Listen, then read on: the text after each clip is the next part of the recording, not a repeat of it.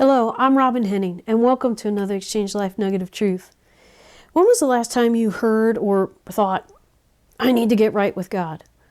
I mean, what does that really mean? Seriously, I was in at a conference recently in Atlanta for a lot of Exchange Life people, and one of them was talking on this subject, and it struck me as the speaker was emphasizing that our rightness with God is already established in its fullness, and a lot of people can be confused by this.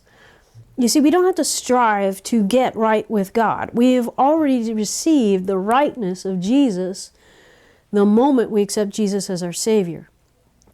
So, beloved, we're His children because our faith in Jesus and His blood to reconcile us to the Father, and that introduces us into His grace.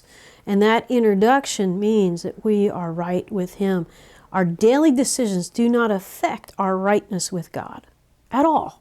They don't impact it at all. Because our rightness with God is based on Jesus, not us.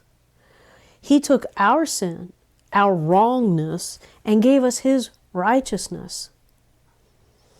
Is Jesus ever not right with the Father? No.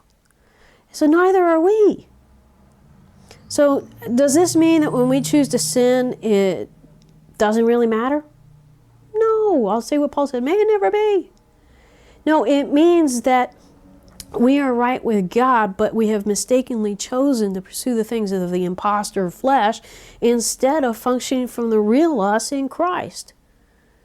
Beloved, the moment that we accept Jesus as our Savior is the very moment we are right with God. But daily, we must choose to learn to put off the imposter flesh that makes choices from a scarcity mentality and put on the mind of Christ, which makes decisions from an abundance mentality.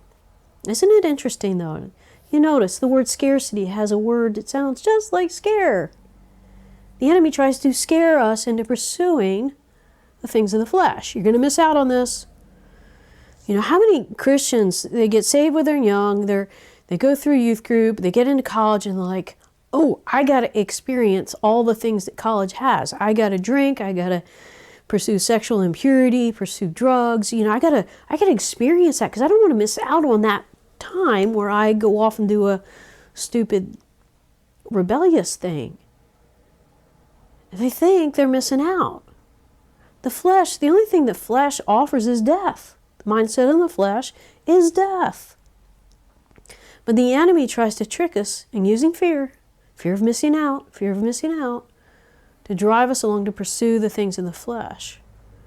But even if I'm wallowing in the flesh, I'm right with God. Why? Because my rightness comes from Jesus, not me. When I choose to pursue the things of the flesh, what's impacted isn't my rightness with God, it's my fellowship with Him.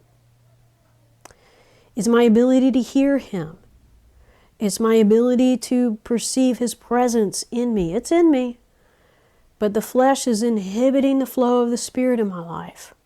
It's inhibiting my ability to see spiritually, my ability to hear spiritually. So, beloved, please know this. You're already right with the Lord Jesus Christ. In order for you to function with the mindset on Christ, you've got to take Him at His word. You've got to believe, because fear drives out, and fear and faith repel one another. If I'm giving into a spirit of fear, I'm not going to function from faith. I'm living in unbelief. Okay? So if I am choosing to give into a spirit of fear, I got to go looking for what's the lie I'm believing. The lie about maybe a theological lie that I have to work to maintain my rightness with God. No. Ask the Lord, show me the lie I'm believing. Maybe it's a lie against His character. Maybe it's a lie about trying to get your needs met from other people. Whatever it is, the enemy is going to connect fear and unbelief. And if I'm in that mode, I'm not going to be functioning from faith. And if I'm not functioning from faith, I'm not going to have ears to hear. I'm not going to have a sense of His presence. I'm not going to be experiencing the abundant life. The mindset on the Spirit, life and peace. The mindset on the flesh, death. All right, so beloved, that's our task, empowered by the Holy Spirit, to choose daily, moment by moment, to set my mind on the things above, not on the things that are on the earth, to go vertical instead of horizontal. Okay, if the horizontal's not agreeing with the vertical, which one's right? Choose to believe God. Take Him at His word. Don't go looking out here, even to your Christian brothers and sisters who may be kind of cranky some days and reject you. Are you going to determine your worth by what they say or by what God has done for you already on the cross? Beloved, let me encourage you that your relationship with Him never changes.